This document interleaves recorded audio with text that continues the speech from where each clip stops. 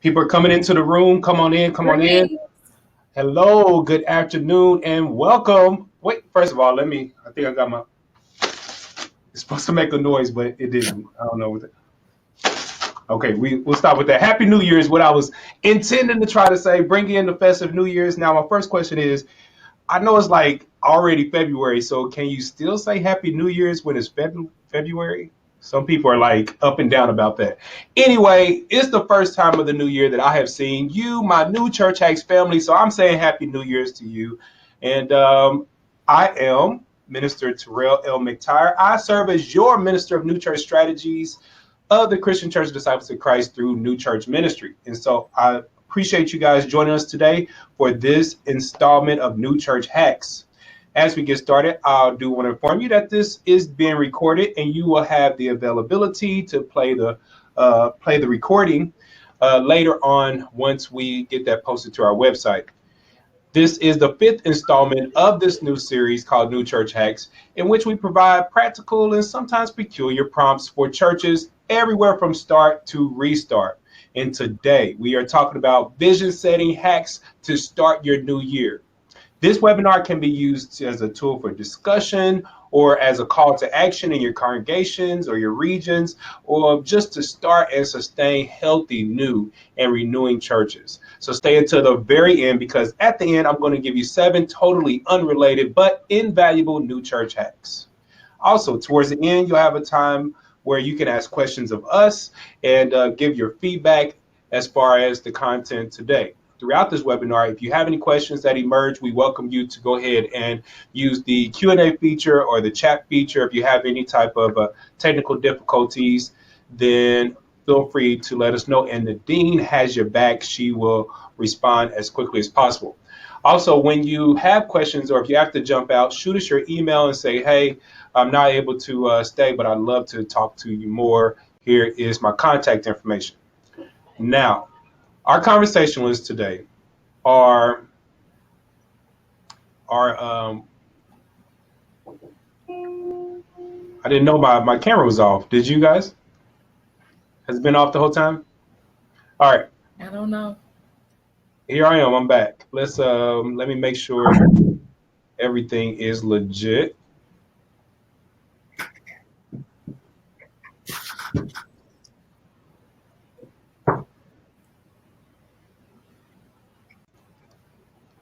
All right, let's try this one more time.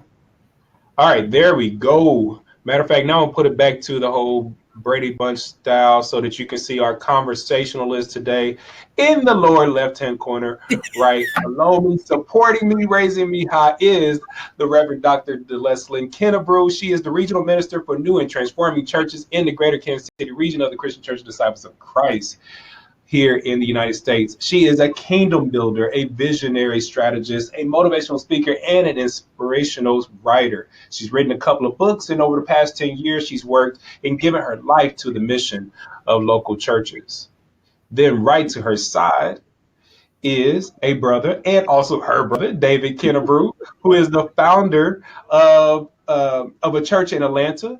This church is called Freedom Fellowship Church, and he is the founder and the pastor. He believes very deeply in the gospel. It has and its ability to change hearts and minds and souls of all of humanity, and that it can also unite humanity across generations and cultural lines. David Kennebrew. Then right above David is Minister Dr. Reverend Bishop Archangel Rick Morris, who is the Vice President of Hope Partnership for Missional Transformation and Disciples Church Extension Fund. He does it all. Rick has been a successful redevelopment pastor and church planter for more than 25 years. And he's also founded over 14 different nonprofit organizations. For the past 18 years, he's also worked with hundreds of new and renewing congregations in over 7 different denominations in the United States and Canada. This guy's the real deal. So if you haven't connected with any of these individuals, please do so. Matter of fact, at the end, we will make sure that we have an opportunity to share exactly how to get in touch with them.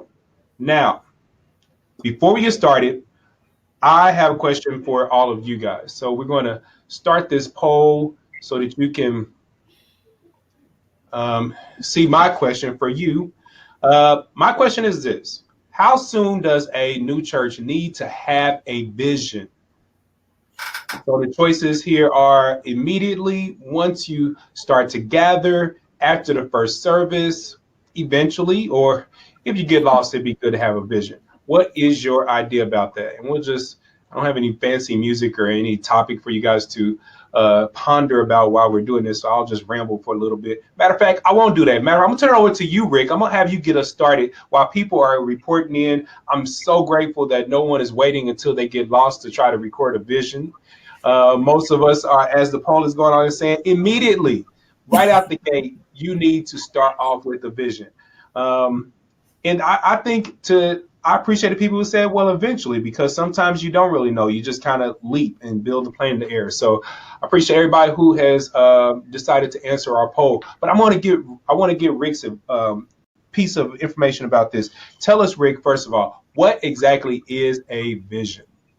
Well, thank you, Terrell. You're the Viscount of New Church. You're really dressed up sharp today, and we really admire that. Thank you, sir. I'd just like to say that a vision statement there's no formal real declaration about what that is, but a vision statement is a declaration of where we believe God is guiding our church to go in the future. It's where we believe God is guiding our church to go in the future. And I'd like to add to it that it's based on the resource, gifts, and talents that we bring to the picture. So it's important that visions are big, that they're God-given, that they're in great size, but it's also important that they're based in some sense of reality as well. So it's a declaration of where we believe God is guiding our church to go into the future. Why don't we go to David, who is an actual church planner out in the field right now, and learn a little bit more about how he has developed the vision for the congregation he serves. That'll work. Thanks, Rick, for pitching to me. And I just want to talk very briefly about a few church hacks that I believe that will help anyone, especially in ministry, develop a vision, especially a vision that's effective and one that works for your church. The first thing you have to understand is this: you need to receive the vision. It's important that you get what I said, because I said receive the vision and not make up a vision. The big difference is, if you're in ministry, God should set the vision for your life.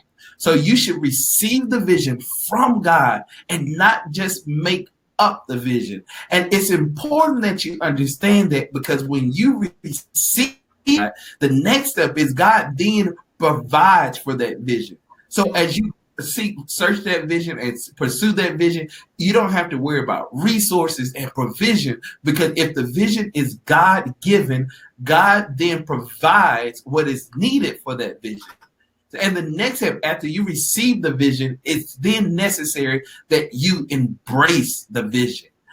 This is very important, because a God-given vision can be very humbling for this sole purpose. Sometimes the vision God gives you for your ministry or for your church or even for your own life may not look like the vision that you would have made up for yourself. So it takes a lot to have to embrace what God has spoken. And when we're able to embrace what God has spoken, it then means I put aside what I desire to see in order to pursue what I know is best. And that's what God wanted us to do. So first you have to receive the vision, embrace the vision, and then next be aware of the vision. Every vision that God gives us has some type of implications, all right? And these implications will impact your ministry, but also will impact your personal life. So when you receive a vision from God, it's good to stop and ask the question, now, what does this mean for my life? Or what does this mean for my ministry? Because often when God gives a vision, it may go against the grain. It may go against what most people think we should be doing. It may go against tradition. It may go against to what's comfortable to you. And you have to be aware of those implications so you can spiritually, mentally, and emotionally be prepared to pursue the vision God has given you. After you are aware of the vision, it's then good to simplify the vision. Simplify, simplify, simplify. The scripture says, write the vision and make it plain. One of the hardest things I've learned as a church planner was you could be saying one thing, but even your leaders, the people close to you, could hear something totally different. So it's important that you would simplify the vision so that you can effectively articulate the vision to the leaders around you. You want to make sure that the people around you, or the people God has placed around you, you want to make sure that they know exactly what God has said so they can be headed in the exact direction in which God wants to lead your ministry. And then after you simplify the vision, this is very important right here, you then have to run with the vision. When God gives you a vision, I believe it's important that you as the carrier begin to run with it. Even if no one else has bought into the vision yet, it's important for you. Yeah, I know everybody wants people around them. Everybody wants people pushing them. But sometimes in the very beginning, you have to just have the mindset that even if no one else buys into this vision, I'm going to run. Because when God gives us a vision, God then wants us to go. And it's our responsibility as we go to understand this is what God wants me to do. This is not my own personal desire, but this is what God wants me to do. And then when we start running with the vision and living out that vision, even in our own life, it's then important for us to make sure we spread the vision. The one thing in my journey as a church planner, I began to ask God, surround me with people that you want to know about this vision. Surround me with people who will hear the vision, who themselves will embrace the vision, who will run with the vision. Lord, show me these people, because the reality is everyone doesn't care. But so you have to pray that God, show me the people you want me to share this vision with. And when God show you this vision, those people begin to spread the vision to those people that God places around you. And then after you do that, then you have to begin to nurture that vision. And Reverend Dr. Delesslyn Kennebrew will help us when it comes to nurturing the vision. How do we do that, Reverend Kennebrew? Greetings, everyone. Thank you so much, David, for first of all, Rick, for defining vision, and David for talking about how we actually receive vision. Now I'm going to talk about nurturing the vision. And the very first thing I will kind of go back to is to pray about it. Pray about the vision that God has given to you, that you have received. Continue to pray about it. Continue to get clarity about that vision that God has given to you, so that you know that this truly is what God has for you. The next thing, as has already been mentioned, talk about it. Talk about it.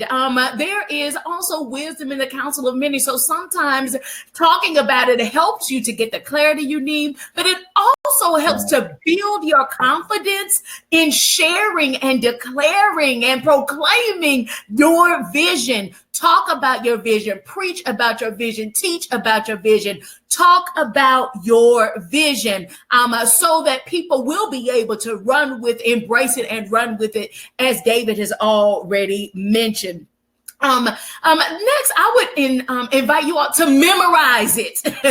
Memorize your vision statement, whatever it is. And if it's too long to memorize, then you probably need to revisit it. But memorize your vision statement. I cannot tell you how many times I have asked people, so what is your vision? And folks going through their phones, going to the website, trying to figure out what is the vision. So I would encourage you, if you've received it, you've prayed about it, you've talked about it, memorize it.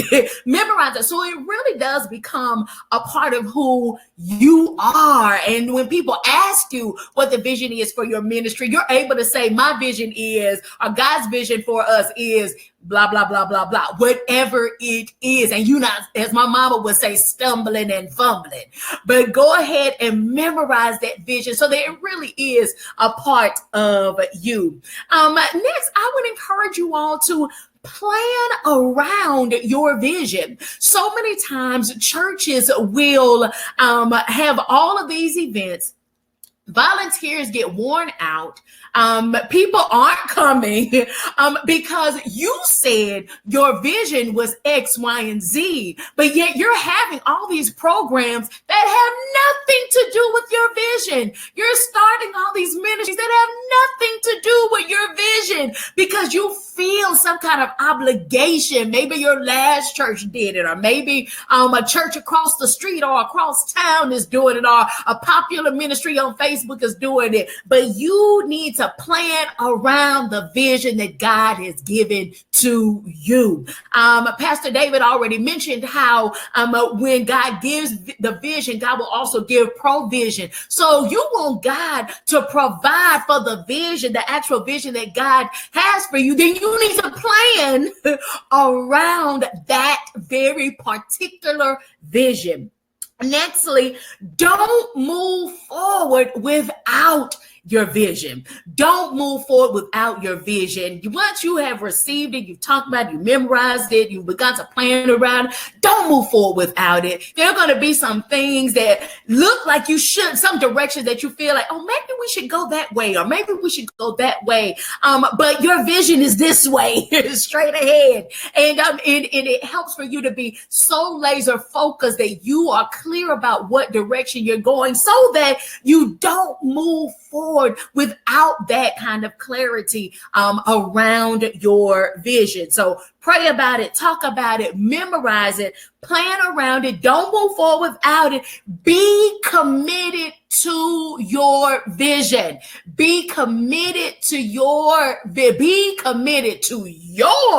vision. Yes, I said it multiple times, because a lot of times we get on this road of vision and, we're doing ministry and we're so excited and things seem to be going well. And then you realize, wait a second, I'm not really doing what I was supposed to be doing, so you have to be committed to your vision, not somebody else's vision because they got some pretty cute words thrown together, not somebody else's vision because they got the alliteration in their vision, not somebody else's vision because, the name of their church, spells out their vision. I don't know. People have all kinds of reasons why they do things, but I want you all to be committed to what God has called you to do. And because God called you for a very particular reason to serve in this particular season, in this particular place, with these particular people. And so it is important for you to be committed to what God is calling for you to do. I have two more things I want to share with you. First of all, let things go because of your vision. Yes, I said let things go. There will come a time where you will have to stop doing some things, shift some things around, reconfigure your budget because of the vision.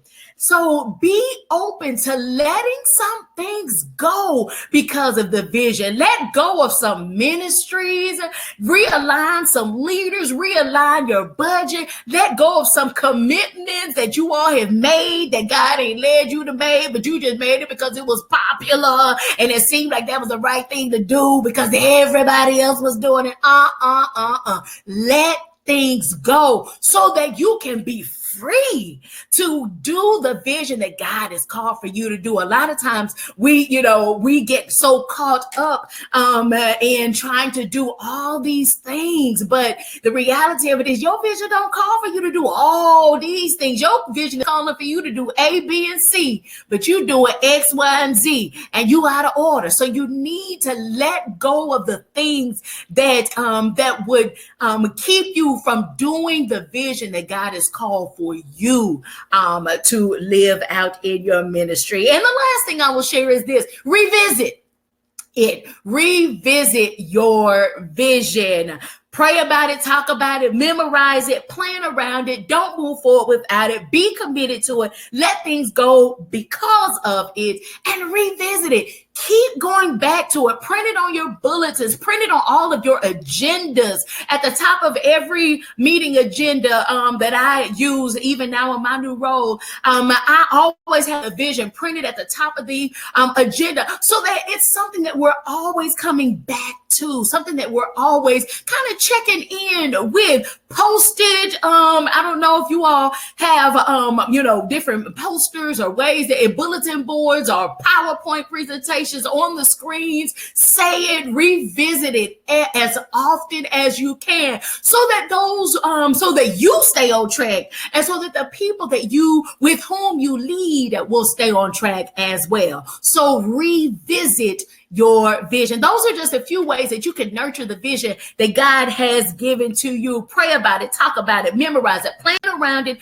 Don't move forward without it. Be committed to it. Let things go because of it, and revisit it. And now I'm going to toss it back to Rick, who is going to share more about vision integration in the life of your ministry.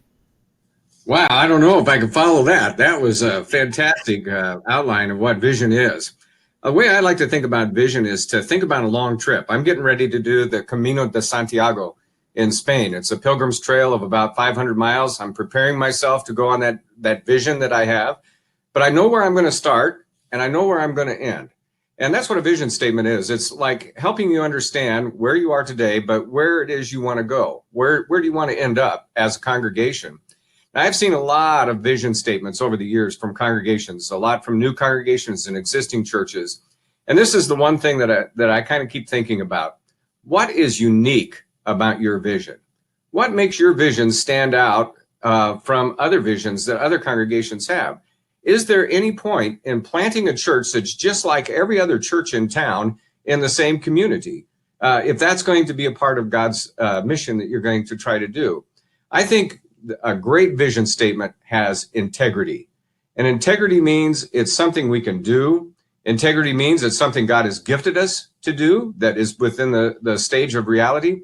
And it means that this is something we will do. And that's the important part. It's something we will do.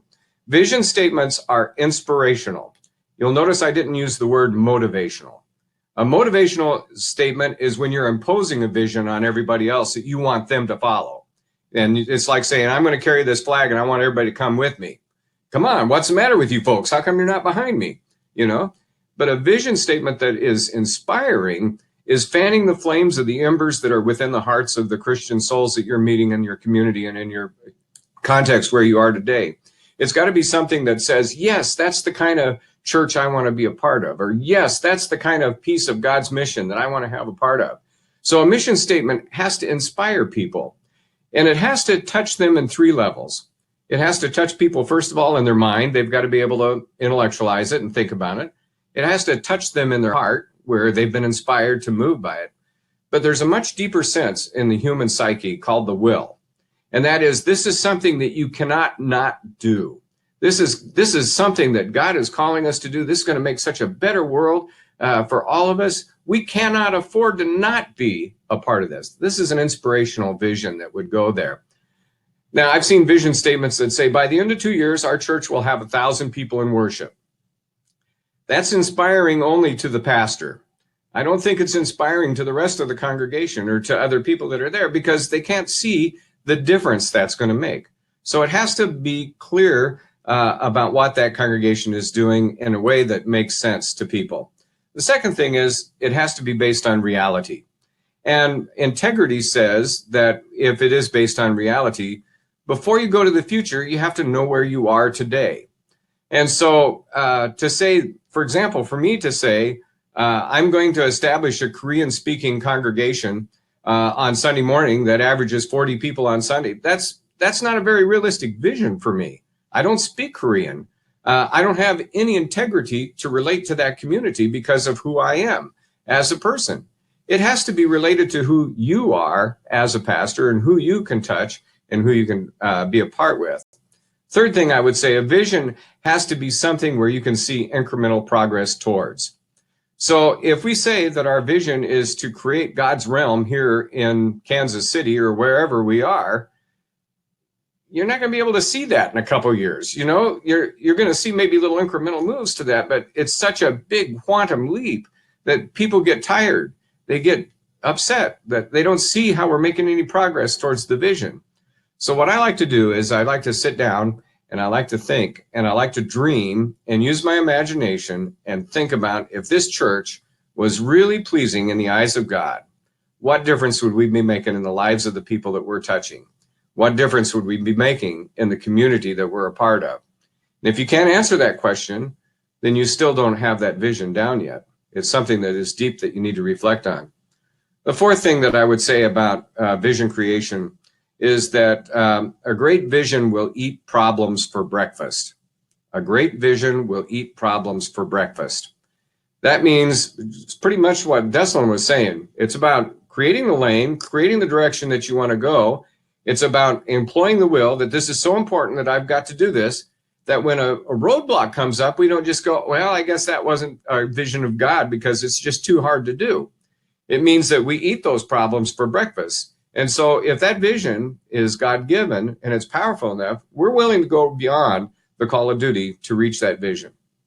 The final thing I want to say is that none of us is God, that none of us has the ability to achieve God's realm here on earth all by ourselves or with our congregations even. All we can do is imagine just a tiny little bit about what God's vision is for this world. That's all we're capable of doing. But if we could just take that little bit that we do understand about the nature of God and about what God's vision is for this world, and we say, yes, as a church, this is our little piece of the fuller picture of what God's going to do, then that helps bring integrity to the visioning process. We're not God, we can't do it all, but we can be a part of it.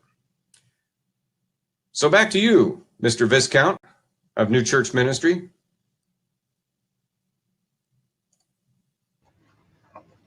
All right. Listen, I'm going to I was going to do a recap of like what everybody said, but I decided to bless you good people and throw it over here in the chat. So there are all of the different components. David came and told us all about vision creation. You have to receive it, embrace it, be aware of it, simplify it, run with it, and spread it. Then Delesslyn came in and talked about praying about it, talking about it, memorizing it, planning it, not moving forward until you have it, and learning how to let some things go and deepening your commitment to it while also revisiting it. And then Rick came along and said it must be compelling, inspiring. We must see the reality in it from you, and the results must be, it must be result oriented and eat problems for breakfast. And most importantly, helped us to remember that we are part of God's vision, that you are a major part of God's vision. So I don't know if you guys have been watching, but the chat and the question room have been buzzing. Lots of great questions have been coming in about this content. First of all of you guys did a superlative job. We appreciate every one of your offerings. I want to start with this question that was given to us by John, who has asked, how do you discern if a vision is from God rather than from one's subconscious self? This is an important question about discernment. And Janice, she kind of responded there to say, yes, there are many of us who think that our vision is from God. That is actually true. But we must understand that there is a nature inside of us, because we come from the Creator, to be creative. So oftentimes we will have good visions and good ideas that does not necessarily make them God ideas related to our collective. Paul jumped in and said all ministers have to have this active, contemplative part of their life that helps them to set their vision. And I do think that's true. Whereas John is saying, isn't this a larger job than just the minister's discernment involved? So I want to kind of get you guys, all three of you, make sure you're unmuted so that we can get your feedback about this whole notion of discernment, who's involved, and how the vision even begins. Who wants to jump in first? Well, I can kind of start it. One of the things about there's a real difference between discerning vision in an existing congregation and discerning vision for a new church start.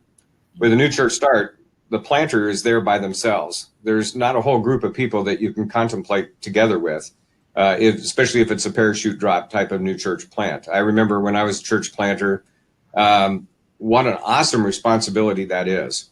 To think about, okay, what we're going to do here, God, please tell me. In fact, if you want to mail me a letter, that's what we'll do. It's Right. it's that heart that is required for it. But when you have an existing congregation, and we do this all the time in whole partnership, we work together collaboratively with groups of people to discern the will of God. And I find that it's not an either or question; it's a both and. And I think that you find that as you begin to spell a vision out, even if you're the starting point of that, your congregants or the people that you're gathering around with are going to help you refine that vision.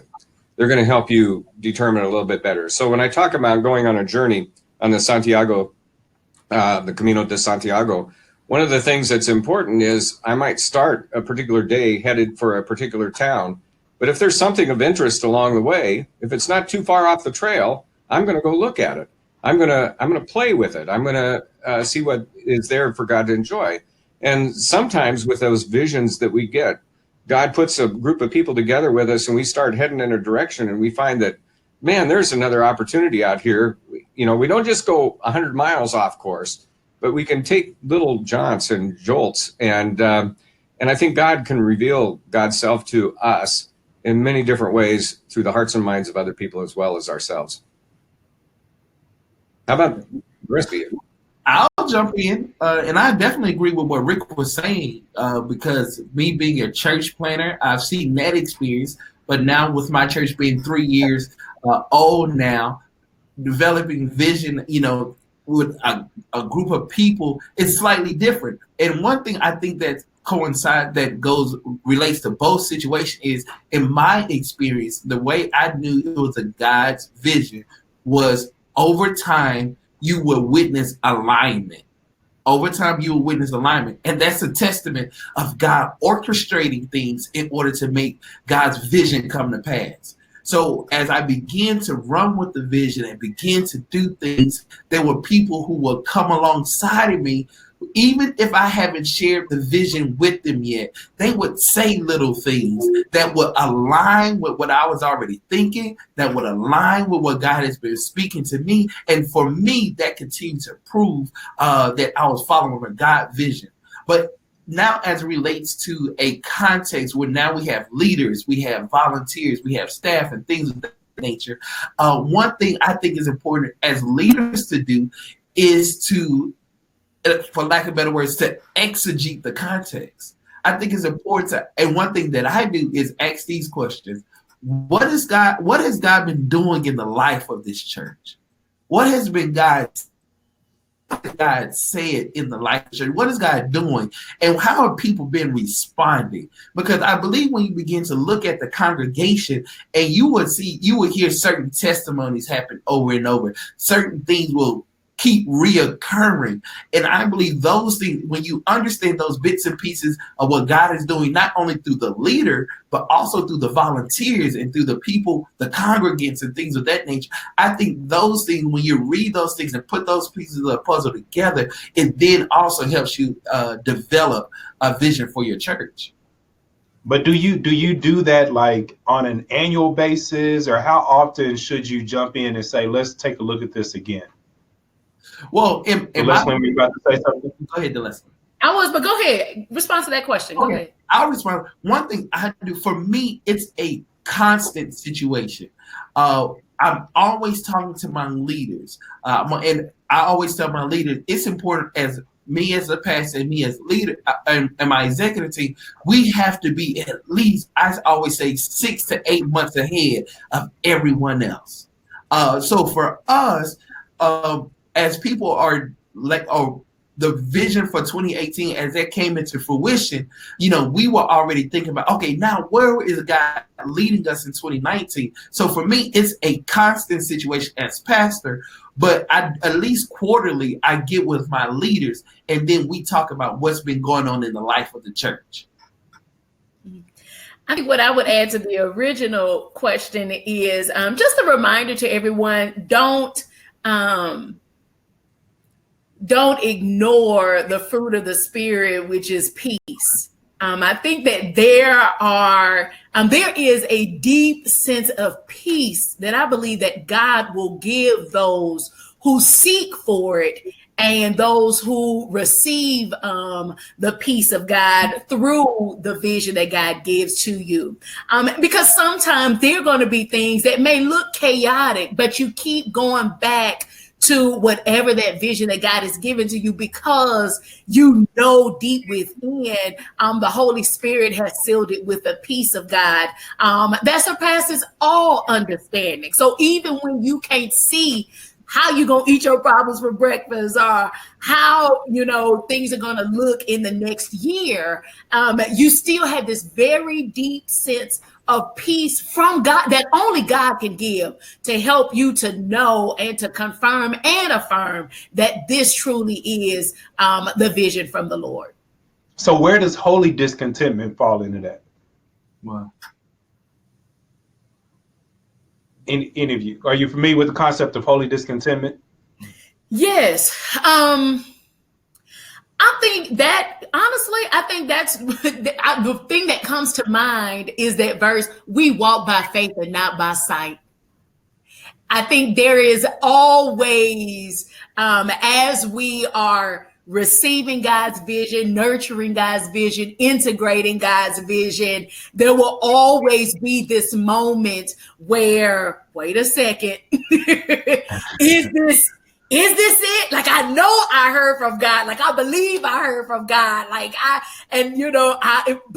But today, on this particular Monday, it feels weird. It feels strange, or it feels like I'm not being fulfilled or satisfied, or what have you, because of the direction this vision is leading me or my team or my ministry or what have you. So I think that I would still say kind of what I was saying previously. I still think that one, seek the peace of God, and to walk by faith and not by sight, because there's going to be discontent, there's going to be dissonance, there's going to be distance, there's going to be all kinds of things that will make your vision feel like it's not going to come to pass. It's going to make it feel like this is not it, even though you know deep down inside it is.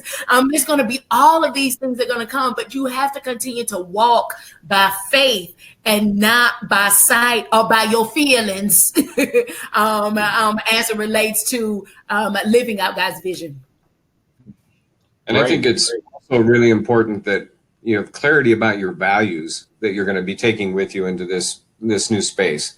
If you don't have clarity about your values, then it doesn't matter what your vision statement is. You don't have those principles that are going to guide you in the process for doing that. And I can think of several times in ministry where participants in faith communities that I've been a leader in have been antithetically opposed to the values that we are formed around, and opposed to the values that we felt God was calling us to uphold as a faith community. And at some points, you just have to say, I'm sorry, this isn't for you. Our goal isn't to make each other happy. Our goal is to please God. Our goal is to be a part of what God's plan is for this world. Yeah, I see someone is asking about this whole notion of holy discontentment. Is something that came out several years ago by Bill Hybel, and is just a matter of just kind of like sitting on the edge and just like this waiting, like I'm not satisfied to a sinful nature. It's like that thin line between slipping into complacency and saying, definitely, I'm ready. I'm ready for more. And so, Rick, you're absolutely right that values play a strong part in that. Sometimes when we start out not aware of our values, then we still act out of those values. We just are not really sure about why we moved the way we moved. And so we have to take a step back. Pastor Bede asked a question, do you think our vision and mission come before actually setting the values, or are the values first, or what would be the best practice in doing so? What are you guys' thoughts on that? I can only speak from my experience, and I started with values. Those were the very things. And the question is, why was I called to be a church planter? You know, what is it that God really wanted me to accomplish? And to discern, you know, what is of God and what's not just gas from indigestion. You know, we want to know that we're listening to our heart and listening to our mind, but also listening to our will. And so I really think that for me, values was the starting place. And then everything else seems fairly easy to put together. It might not be that way for everybody. Did you guys have different experiences? Go ahead. Well, my experience wasn't different. I believe the same thing. You start with values, because for me, those values become the building blocks for everything else. Mm-hmm. And one thing I used to tell my team when we were developing ideas and starting things off, I will ask two questions. Does this align with our vision, and does this align with our values? Right? And because we had those values in place, we were able to ask those tough questions. And fortunate for me, the best part about that, it eliminated a lot of debates. It eliminated a lot of people's ideas, for the simple fact not that they weren't good ideas, they just didn't align with our values. And since they didn't align with our values, it was easier for us to, lack of better words, dismiss or put some ideas to the side, because they didn't align. So for me, starting with values made the rest of the journey a lot easier, because they served as building blocks. I suggest that to try to figure some of this stuff out, there's a great book that I recommend, the book by Will Mancini, which is Church Unique. And it takes you through a lot of different things related to visioning. And it actually has a section in there that really helps you to understand more about your values, but not just yours, but what it refers to as, I think, the collective grace. So what you all value as a collective, as a church or as a full congregation. And then also the book Visioneering. And this is a great book. So I'm pulling out like all the stuff from my library. This book helps you actually go through a process for that. And then if you've been doing this for a while, then there's another book that's not too terribly old called Refocus. And Refocus deals with some of the inner things that you need to do, but it's very applicable to what you can do on a more global level with your entire congregation. Do you guys have any resources that you'd like to look at Rick? He's jumped back there to the bookshelf. What would you recommend? This is a book that hasn't been released yet. It's I just wrote a review on it, and it's a book entitled Piloting Church by Cameron Trimble. Okay. And it's a real good practical guide to what a good planning process for thinking about launching even any kind of ministry, whether it's an existing church or a new church. It's a very thoughtful process to think about. And Cameron's our counterpart in the United Church of Christ, right? Yeah, she's with the UCC's with the Center for Progressive Renewal. And of course, there's always my book too, which you would always want to plug. My mother read it. She loved it as well. So any other comments about resources? Go ahead. Oh, there it is from our doorsteps. You want to get a good autographed copy of that, come on up here to Indianapolis. We'd be happy to help you with that. And you can also get Cameron's book through Chalice Press. Thank you so much, Nadine, for putting that in for us. Now, a couple more questions before we move forward. This is a lot of work or ideas that are done during the very beginning stages of ministry. And we often say here at Hope Partnership that transformation should take place at least every 5 to 7 years. Your ministry is always going through transformation, but we're here to help you actually go through a formal transformation process. So how do you help your church in letting go of the things they need to let go of that no longer support the vision? Or when do you figure out that you kind of have wandered off and you're absent of a vision altogether? Talk to us about that transformation period where you discovered things are just way off the road. Well, I'll start because this gets me excited. I really love to think about congregations focusing around their why. Why do you exist? Why do you do the things you do? So I was working with a church one time. They do a church bazaar. They create this horrible expectation. Everybody has to work like dogs. They have to go out and talk to the community to come. And so you ask them a question, why do you do this bazaar? And they said to me, well, we do it to make money for the church. How much money did you make? We made $3,000. And one guy commented, he said, I would have rather written a check for $3,000 than go through all the work we had to do that bazaar.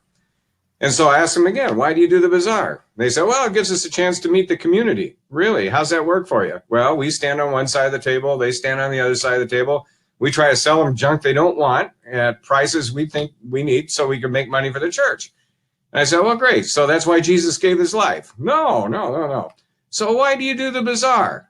And we got to talking about it over and over again. And we finally got down to the point that the reason they do the bazaar is because there's this lady in their congregation that's kind of like a Nazi that runs the thing that nobody wanted to make mad. So they all just do it. She'll call them up and say, I need 12 doilies stat. And they're all knitting doilies and they're running around. The men are putting up signs and everybody's afraid of this lady.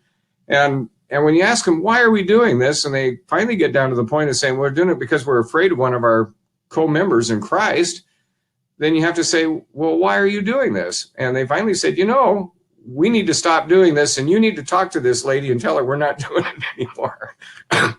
But I think the central point is that churches do so much out of their what rather than their why. They're thinking about what are we going to do next? What are we doing next? How are we maybe going to do it? But that's all we're doing. We're not getting down to why we do it. And that's where a vision statement, a God-given vision statement, can really help refocus a congregation in terms of doing that. And I think, people always say they don't want to be involved in processes like this. They say, oh, we tried that once before and it didn't work. Well, that's because we put people in a room and we say, we want you to write a mission statement. Well, nobody's going to get excited about doing that. Let's get people in a room and let's let them dream. Let's let them start to imagine what God's realm is going to be like on this world. And let's get it so we can taste it, so we can begin to feel it and stuff. And that's a big part of what Hope does. Is it's always good to have an outside gun come in and work with a congregation and help them get into that process. So you push my button. Along those same lines, I was having conversation with a congregation, I guess for the end of last year, and it was, we started with the worship experience. And we all know in everybody's church, the order of worship can be one of those sacred cows that nobody wants to touch, from the pastor to the usher to the deacon to the elder to the mothers. Nobody wants to touch a part of the worship experience. But I would encourage you all to think about, how does the worship experience reflect and speak to the vision of our church? And I think that will help you in streamlining your worship experiences, making your worship experiences even more inspiring, because they are designed out of the vision of the church. So it becomes a way to reinforce the vision of the ministry. So in that conversation, it was one of those things similar to what Rick was saying.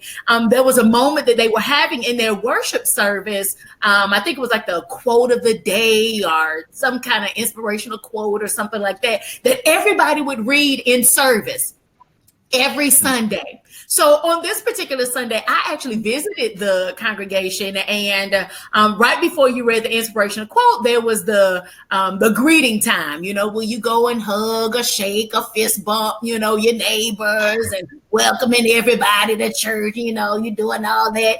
And then you were supposed to come back to read this quote that was supposed to inspire everybody and go on with the service. Well, by the time everybody was hugging and shaking hands and fist bumping, by the time it was time for the quote, the only person that read it was the pastor.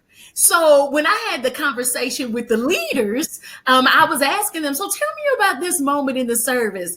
And they were like, well, yeah, that's our inspirational quote of the day. And it was the same question that Rick asked. So why do you all do that? Because nobody else participated in that moment in the worship experience. Like nobody, it's like stopped. The only person that was saying the quote was the pastor, and everybody was still kind of greeting each other. So why do you all do that? And somebody on the leadership team said, well, I don't know. There was this one person who was very adamant about adding that into our worship experience. And, they really wanted to have this a part of it. And we were new. It was early in our existence as the church. And so we just added it because she really wanted that part in the service. I said, oh, really? And then they kept talking and said, but you know what? I said, what? She's not even here anymore. She doesn't even go to our church anymore. And so I'm not even on the church board, but I was like, all in favor of cutting the quote, say aye. Oppose. And nobody. Right. So just be mindful, even in your worship experiences, allow your worship experience to reflect your vision and to ask the why of those, not just the activities and events, but also the worship experiences of your church. Okay, so I have a challenge for all who are listening, and this challenge is going to help us to wrap up. Here's my challenge. I want you to find some secret shoppers between today's Wednesday, but between now and Sunday. Get someone who's never been to the church. It'd be great if it was someone who doesn't even normally go to church. And give them what you have written as your vision, your mission, your values. Give them those things. Ask them to come and experience the church this coming Sunday. And then afterwards, give their impressions in 6 areas, okay? Based off the values and the vision that is listed that you gave to them, I want them to be able to judge whether the leadership seems to exemplify those values and vision, whether the way in which the church interacts with the community does so, whether the participants and the way that they interact with one another seems to do so. One that they won't be able to necessarily know is whether the budget is reflective of the vision. But you know what? Although you don't need the church to actually pull a financial statement, you can tell what they're spending money on. And so if you look up and see how they're spending their money, and if that's reflective of what they say they value and what their vision is, and then 5th would be if the building is also reflective of it. Is it in a place that makes sense according to this vision? And also, are you utilizing the vision in a way that the building in a way that speaks to the vision? And the 6th is the most difficult to discern, which is the health of the actual emotional health that's taking place there. This weekend, I visited a church, and when I went into the church, the very first thing that was in the doorway, in the vestibule, was an urn. Now, I'm sure it wasn't an urn. I actually opened it up. There were no ashes in there, but to me, it looked like an urn. And so I'm like walking into this place that's supposed to give me life, and already I'm met with death.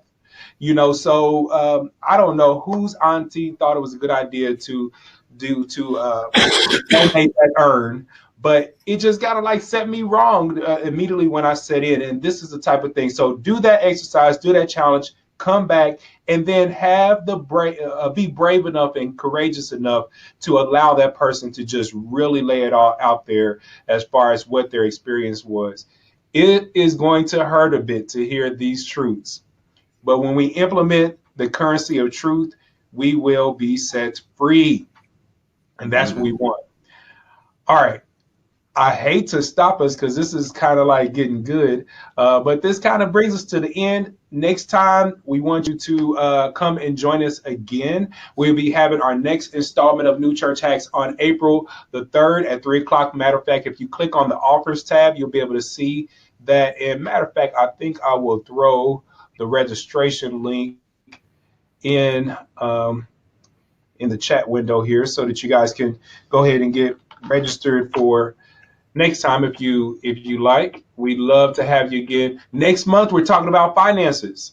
We're going to fix our finances. So April 3rd, 3 o'clock, we're going to have Belinda King, who also is an assistant vice president of Disciples Church Extension Fund, to help us with our finances. So be sure and tune in and get a part of that. This is all sponsored by New Church Ministry. We want you to get involved with the New Church Ministry of the Christian Church Disciples of Christ. If you know of any potential church planters, I'd love to have conversation with them and welcome them potentially into the Christian Church Disciples of Christ family. We also want to give you guys a chance to connect with all of these conversationalists. So just like you can contact Hope or contact New Church Ministry at newchurchministry.org or at hopepmt.org, Delesslyn, Rick, David, how can they get a hold of you guys? Rick, why don't you give us a start? While he's unmuting himself, Delesslyn, why don't you give us a start? Is he back on? No, go ahead. Go ahead. Great. So, Delesslyn Kennebrew, you can email me at dkennebrew at kcdisciples.org. That's my email address, dkennebrew at kcdisciples.org. I am also on all social media, well, most social media, Facebook, LinkedIn, Twitter, Audra Sunshine, Instagram, Audra Sunshine 1. But my email address is good, dkennebrew at kcdisciples.org. And then, of course, Facebook, LinkedIn, Twitter, and Instagram. And I'm R. Morse at hopepmt.org. And I look forward to hearing from anybody. I see the names of some friends that are on there, and it's good to see you guys.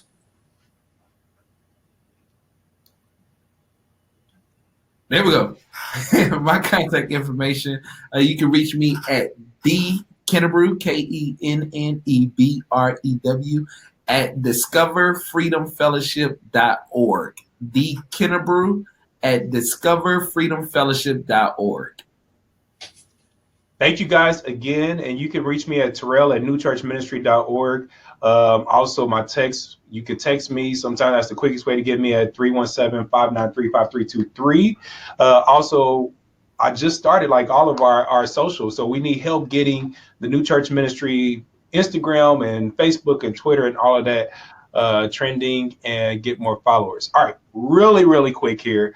As I promised you, I want to give you 7 totally unrelated New Church hacks for your start. And here's the topic: building your brand with events. All of our churches have events, including your Sunday morning worship. How do we build our church's brand using events? Hack number 1, use social media to announce your events. Hack number 2, be different and be creative. Number 3, in the run up to the event and during the live event, offer the attendees branded gifts. Everybody loves swag. Number 4, ask your team and your participants to wear the branded clothing, kind of like David's ripping his t-shirt. He has his Freedom shirt on, Freedom Fellowship shirt. You want to give that to your whole group so that they can do that and wear that at the event and in the community. Number 5, use physical branding materials such as badges, menus, table decorations, window bindings, gift bags, all sorts of things that you can even brand. Nowadays, you can even brand soap. I would brand soap and put that in the bathroom. Every part of the worship experience at your collective is a part of your brand. So do that. Number 6, recruit a volunteer event planner to come up with creative and innovative ideas to promote and use your branding in an appropriate and effective way. This is a great way to get young people involved. Number 7, showcase the life-changing ministry that has been done through your congregation with a specially edited and fully branded video to play while guests are coming in. That's your 7 hacks for how to build your brand with events. Remember that this is about a new and renewing ministry branding so that everybody can be able to participate. We thank you so much for being a part of what we have done here today. We love you. We thank you. Please register for April 3rd's New Church Hacks on finances, and have a blessed and fruitful day.